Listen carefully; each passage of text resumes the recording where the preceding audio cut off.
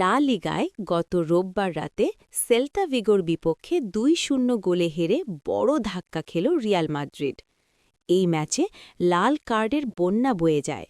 দুই defender Fran Garcia ও Alvaro Carreras মাঠ ছাড়েন, আর শেষ বাঁশির পর বেঞ্চ থেকে লাল কার্ড দেখেন এনরিক। লা লিগার শৃঙ্খলা কমিটি ৩ জন এনরিক, ক্যারেরাস এবং দানি কারবাহালকে ২ ম্যাচ নিষিদ্ধ করেছে। চোটের কারণে কারবাহাল মাঠে নামেননি, কিন্তু ম্যাচ শেষে টানেলের রেফারিকে অসম্মান করায় তাকেও ২ ম্যাচ নিষেধাজ্ঞা দেওয়া হয়েছে।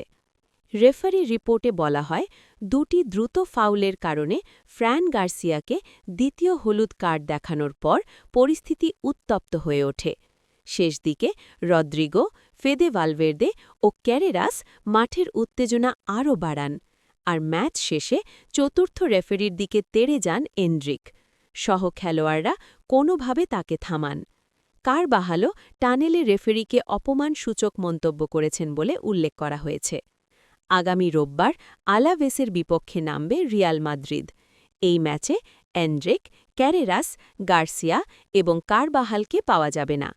বাকি ৩ জনকে আলাভেস ম্যাচের পাশাপাশি সেভিয়ার বিরুদ্ধেও মাঠের বাইরে থাকতে হবে। ১৬ ম্যাচে বার্সেলোনার থেকে ৪ পয়েন্ট পিছিয়ে দ্বিতীয় স্থানে রিয়াল মাদ্রিদ। এছাড়া চ্যাম্পিয়ন্স লিগেও গতরাতে ম্যানচেস্টার সিটির কাছে ২-১ গোলে হেরে আলোনসোর দলের দুরবস্থা আরও গভীর হয়েছে। সর্বশেষ ৮ ম্যাচে মাত্র ২ জয় পেয়েছে রিয়াল।